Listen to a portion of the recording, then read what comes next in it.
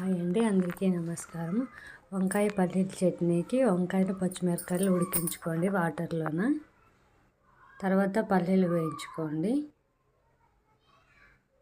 వంకాయలు పచ్చిమిరపకాయలు ఉడికినాక అందులోకి కొన్ని టమోటాలు వేసి ఉడికించుకోండి. వేయించిన పల్లీలు, వెల్లుల్లి, కొత్తిమీర, ఆనియన్స్, జీలకర్ర, ఉడికించుకున్న వంకాయలు, టమోటాలు, పచ్చిమిరపకాయలు, అందులోకి కొంచెం చింతపండు తీసుకోండి.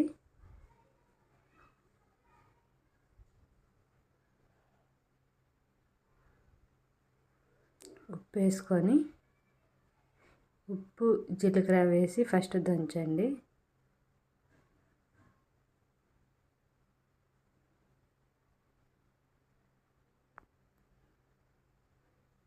తర్వాత పచ్చిమిరపకాయలు వేసుకొని నూరుకోండి.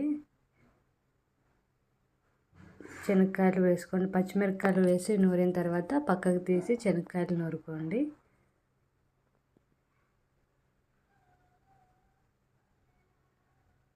తర్వాత కొత్తిమీర వేసుకోండి. తర్వాత లాస్ట్లో వంకాయలు వేసి అంత బాగా మిక్స్ అయ్యేటట్లు, వంకాయలు మెదిగేటట్టు బాగా అంతా నూరుకోండి రోట్లో.